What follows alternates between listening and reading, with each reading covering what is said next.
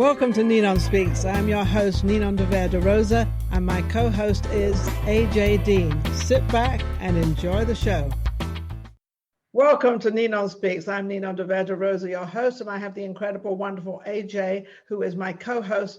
This is a show that we have. We get all sorts of talents on our show. It's obviously on the internet. It is worldwide, so everybody can see it and anybody can see it.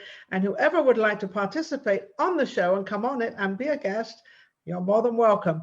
Let me take this over to AJ as we seem to have a couple of surprises going on. And I think we're going to go right into some music and some action, and whatever's going on is going on. You go with it.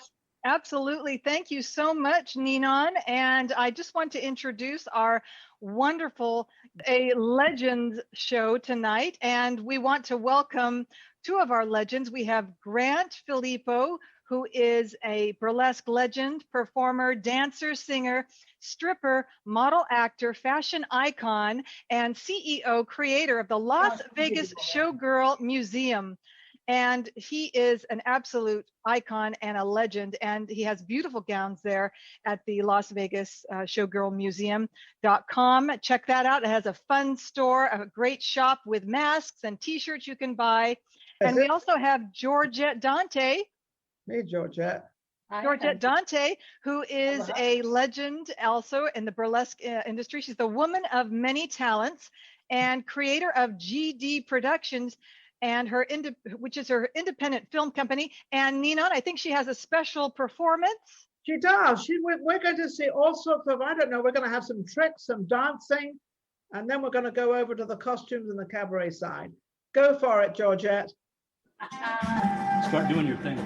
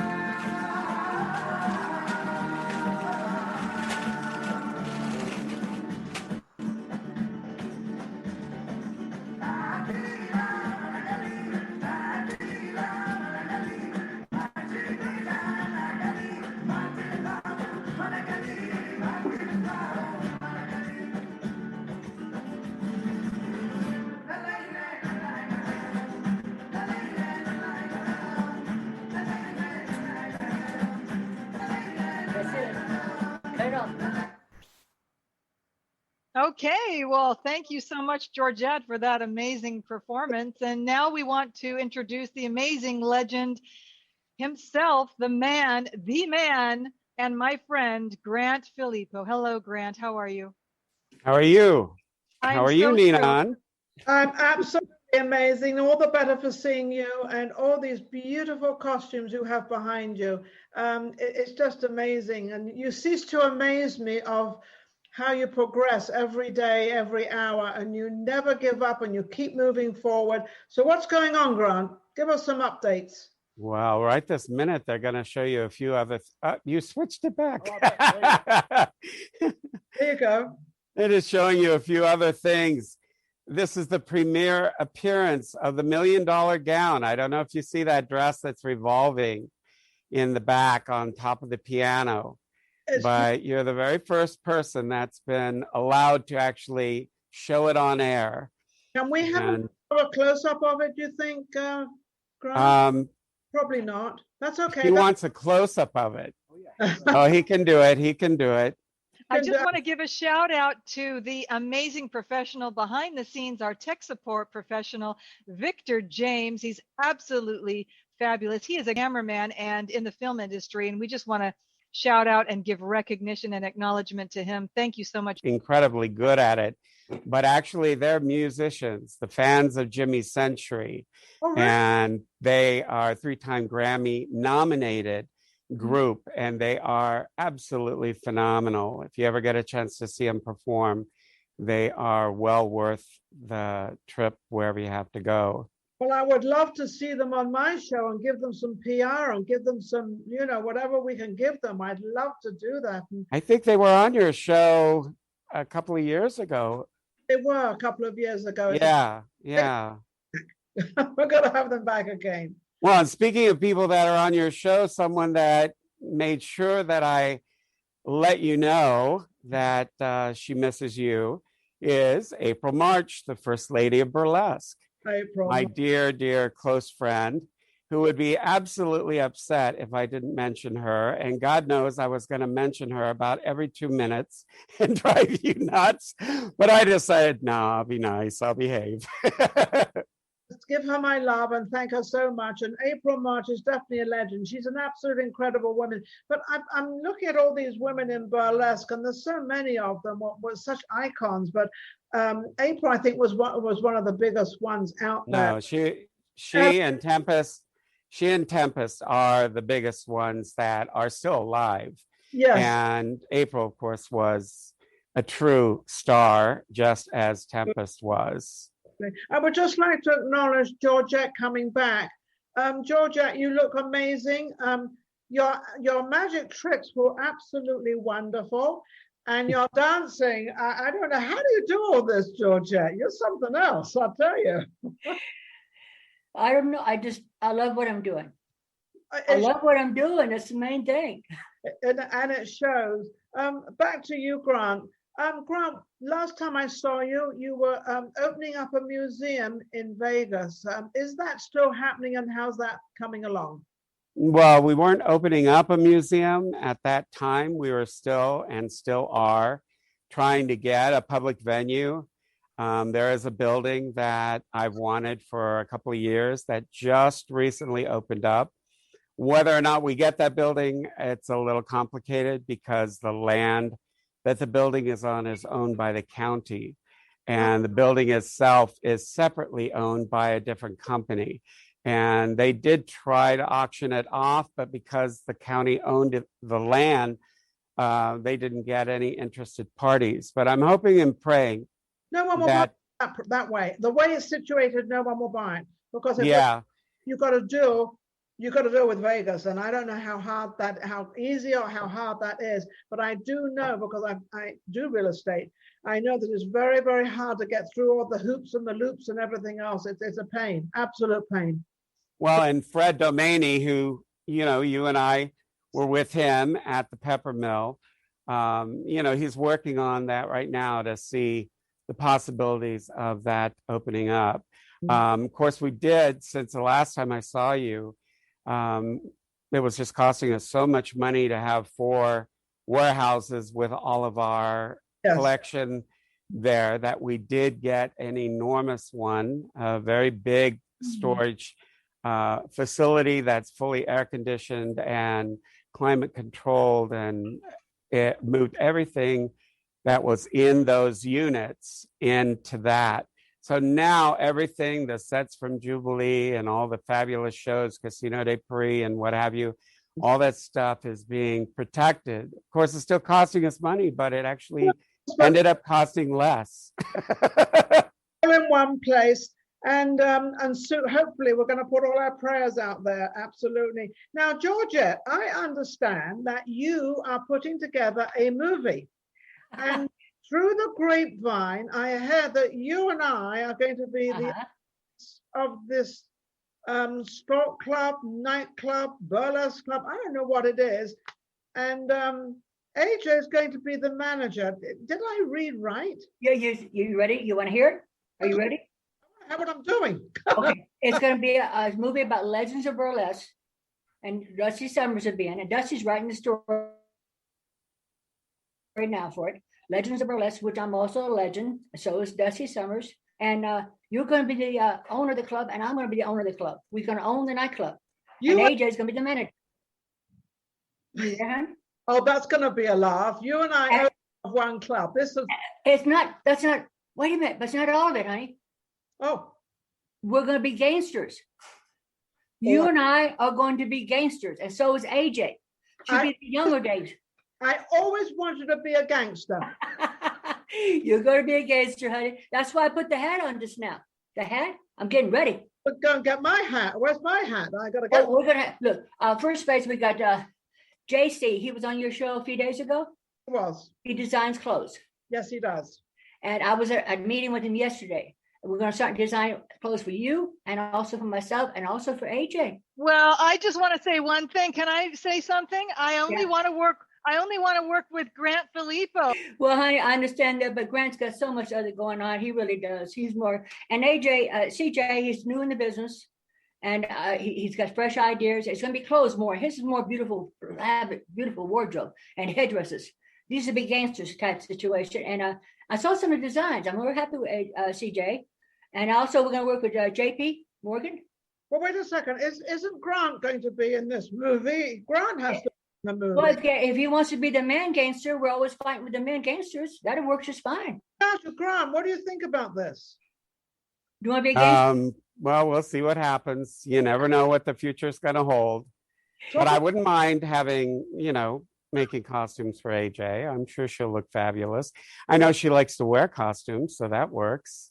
And, Ninon, I offered you ages ago that, anytime you and, the lady that you brought with you want to start dressing up as a showgirl, you let me know.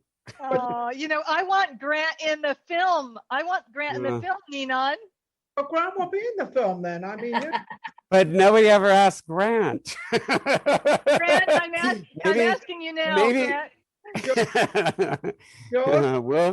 We'll see what happens. And Nina. I'm calling upon you. You've got to invite Grant to this movie because he's such an icon. Because number one, his designs are incredible. Number two, he knows so much about this. Yes, and we love Grant. He's a legend. Jay, this is the movie I'm putting together, and right now I'm real happy with. If Grant wants to work, we'll talk later on that situation. But JP is going to be working with me. He also does hair. JC, if I remember rightly, JC is very new in the business. He hasn't been in the business that long, has he? No, that's the point. The point is he's going to be more energy. He has nothing slowing him down, and Grant's got so many things going on. But JC, he's new. He's young, he's got an attitude, and he listens real well. And the main thing, people have to listen to you when you're talking to them. And the other movie I'm going to be doing, and it's going to be about gay people. It's going to be called Body and Mind. Body and Mind about gay people, female impersonators. Because, a lot of times you get stuck with a man's body, but your mind is a woman's brain, or vice versa. And that's where, and I'm with Jim McCoy. Oh God, he's going to be the entertainment director for this particular movie. But gay people called Body and Mind. Rob, what do you think about this, Georgette, bringing this movie out about the gay community, which I think is long overdue, but we have had new movies out about it. We have talked about it. It's probably more in the open now than it's ever been, and it should be. What is your opinion, Grant? What, of gay movies? I love them.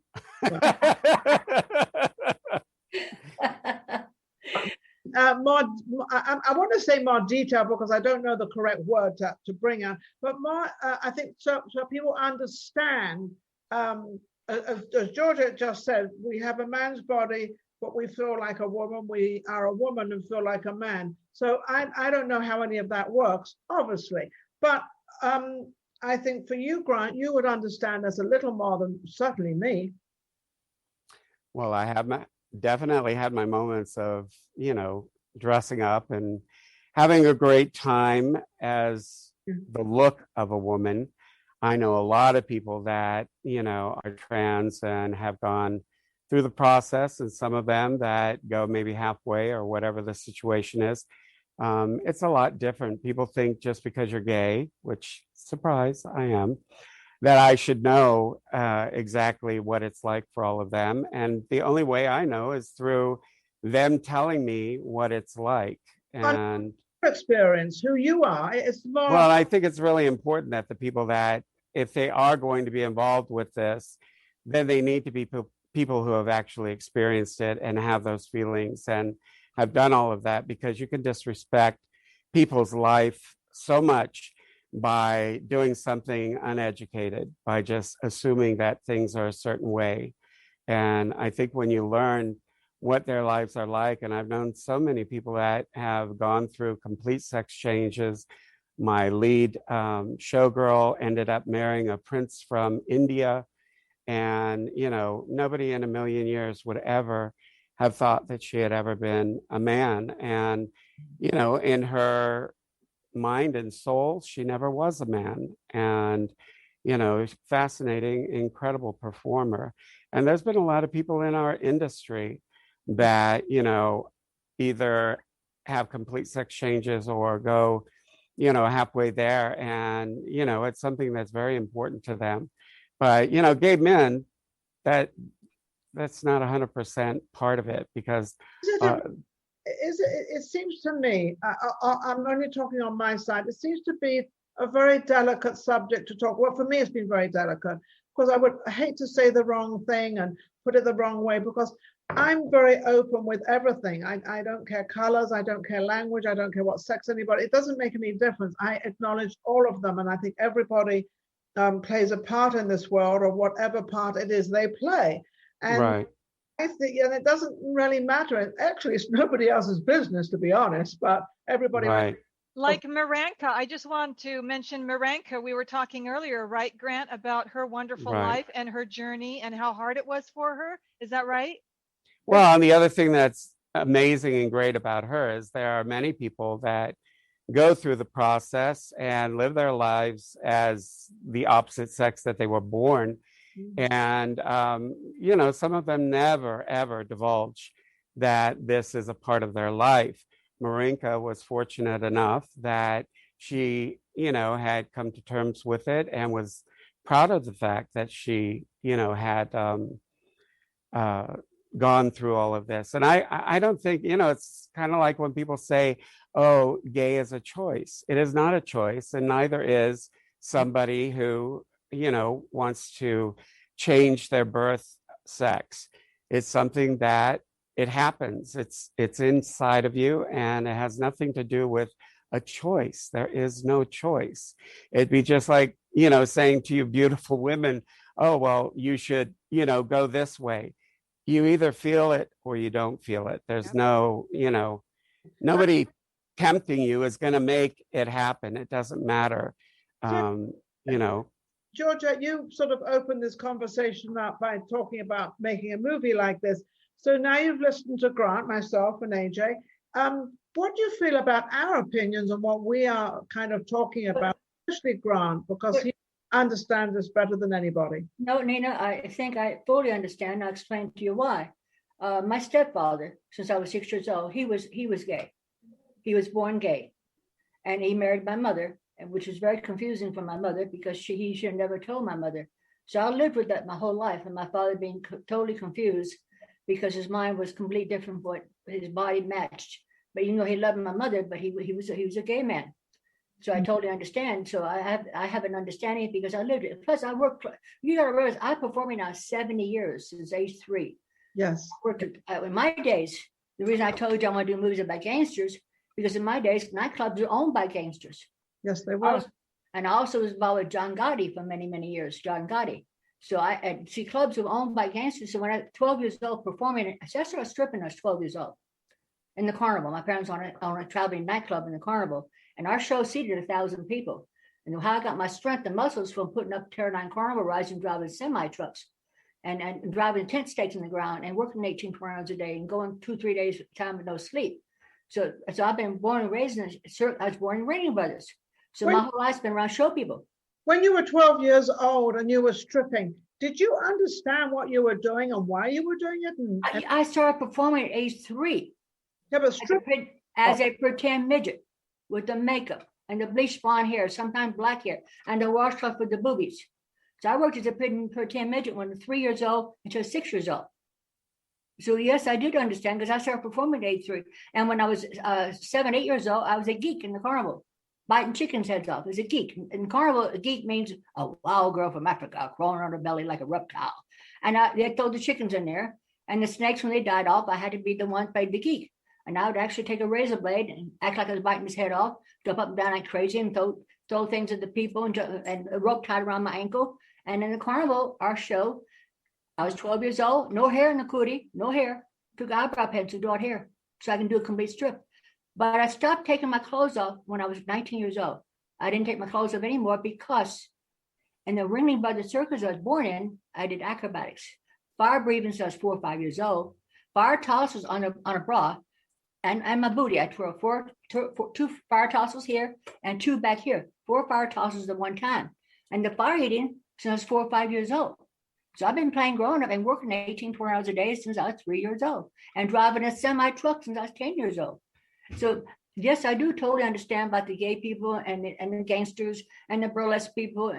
And the other movie I'll be doing is going to be about abused and battered women. Abused and battered women. The subject on its complete own, which to me right now in this day and age has gone completely berserk than it ever was. And I just don't know how. I mean, I know that women also beat up men, but I think more men beat up women. Oh, it definitely do. Yeah. So that's something I'm so opposed of, because I had a children's show at one time and I knew a lot of what parents did with their children, and that was really sad. So I understand that whole arena, and it's just something that definitely needs to be brought out. Well, Nina, luckily for me, because I was strong, doing the hard work my whole life, just like the man, no man can keep up with his child growing up in the carnival. I didn't have to put up with nothing. So I was married one time for 4 weeks.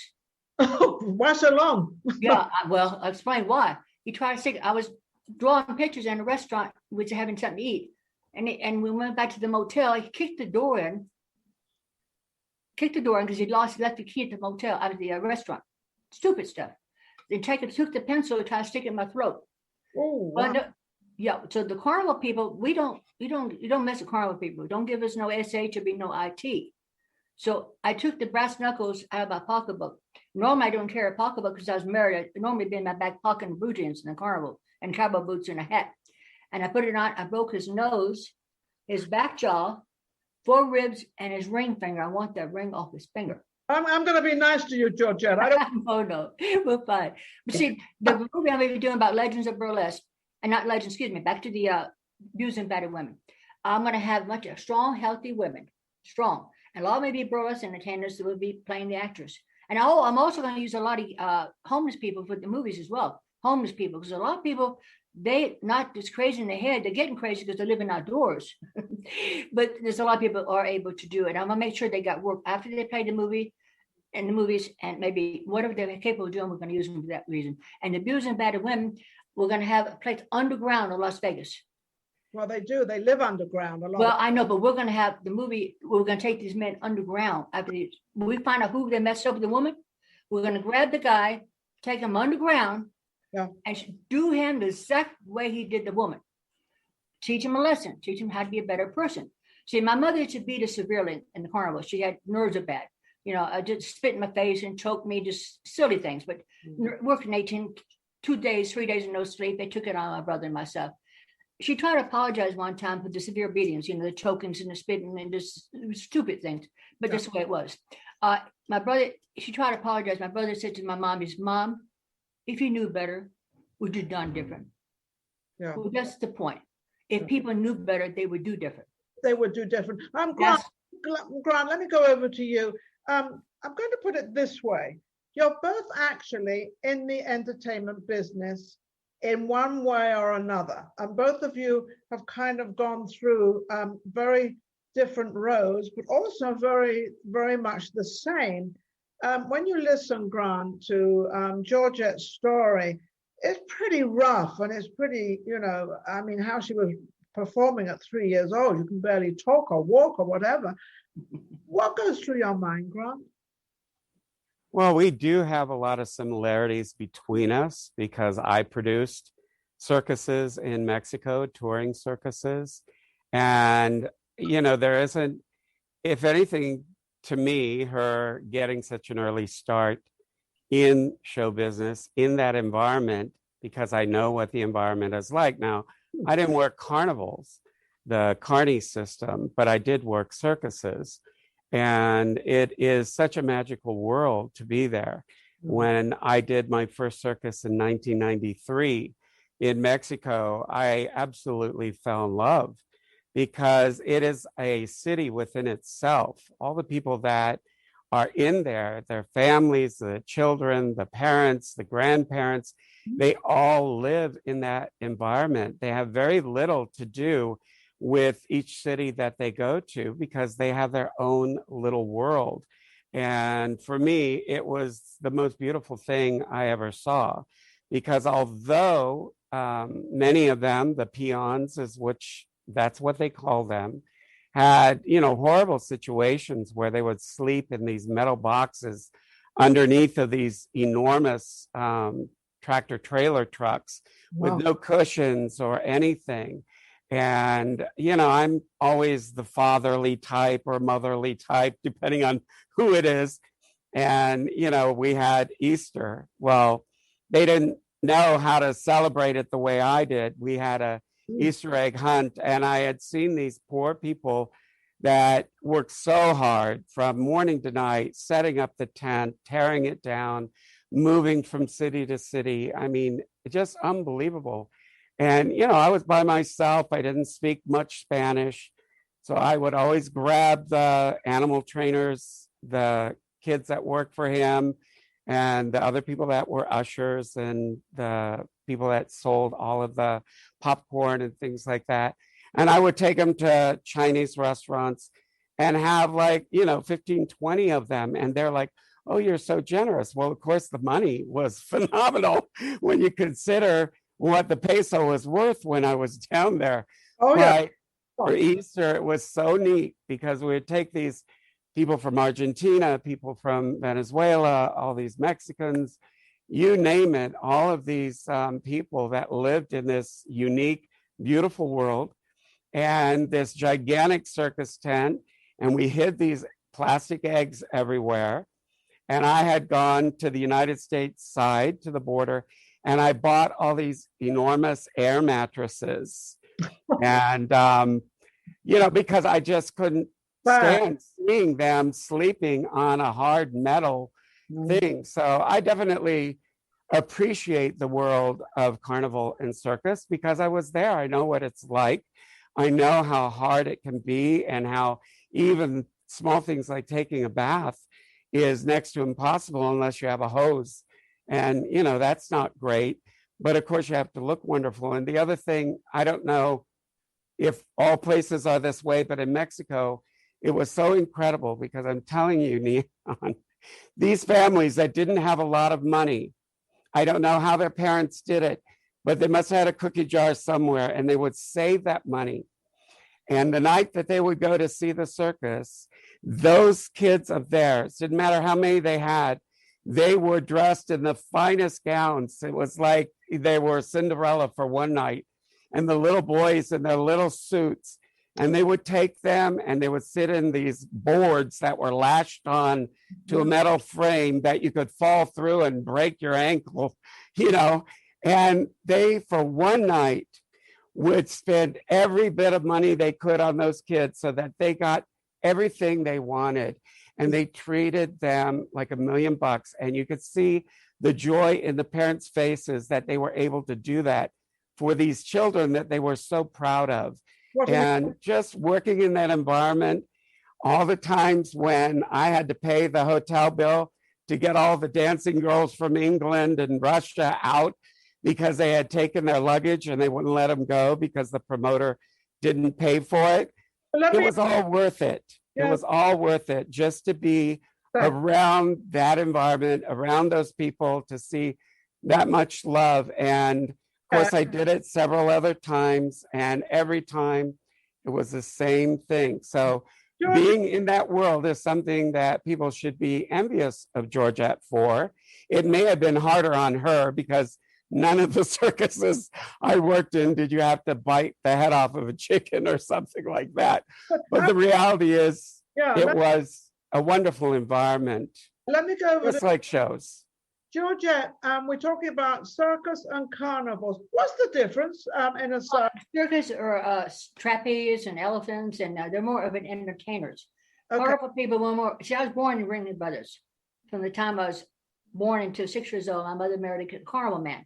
So I was raised in a carnival. We owned the show. Yes. I didn't just bite chickens off. What it amounts to is when people don't show up someplace and you got 3 months to make your money. Yes. Someone doesn't show up, you jump in, you fill in the gap. We had a gentleman named Shadow. He was our geek. He was a wino. When he died, they pulled him to the back of the tent out in the woods. My mother threw a gunny sack over me to the cork, burned it, put cork all over me, tied a rope around my ankle, and then now I'm the wild girl from Africa.